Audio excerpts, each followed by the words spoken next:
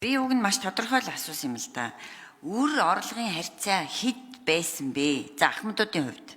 Тэгээд маш хүнд байгаа учраас одоо тэр хувийг бууруулж ийн гэж ойлгоод байгаа шүү дээ. Тэр бараг 90% байсан юм шүү. Одоо үр орлогын харьцаа гэдэг чинь олж байгаа орлогынхоо бараг 80-90% тэр чигтээ өрөндөө өгөөд үлдэж байгаа нь 10-20% байна л гэсэн үг шүү дээ.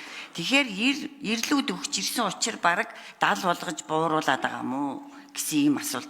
Тэгээд яг сая одоо өндөр хөгжилтэй улс бол 30-70 ч юм уу эсрэгээрээ те түрүүн яг Бачгуур гişүн зөв хэлээ л да 70-30 буюу нийт орлогынхоо 70% нь өрөнд өгөөд 30% нь л хэрэглээндээ үлдэж гин гэдэг энэ үр орлогын харьцаа яг хэд байгаа юм бэ?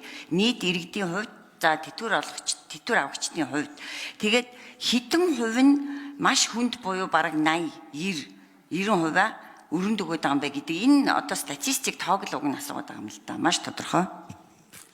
За ингэтэй хариулт өгье. Яг одоо олгогдож байгаа нь би түрүү хэлсэн арилжааны банкнаас хэрэглээний зээлийн үр орлогын харьцааг 50-50%-аар тогтооцсон. Өмнө нь 60-40 байсан. 60-40 гэдэг маань тухайн зээлдэгчийн зээлийн төлбөр нь нийт орлогын 60%-аас сэтрэхгүй байна гэсэн үг. 40% нь үлдэж байна гэсэн үг. Энийг бол чангаруулаад 50-50 болгосон гэсэн үг. Тэтгэврийн зээл чинь өмнө нь бол хэрэглээний зээлийн нэг хэсэг учраас яг энэ дүрм мөрдөөд яг энэ хязгаарлалтантай байсан гэсэн үг. Тэтгэврийн зээлийг одоо болохоор амжиргааны доод түвшингөөс үлдэж байгаа хэсэг нь баггүй байхаар зохицуултыг бол оруулсан гэсэн үг.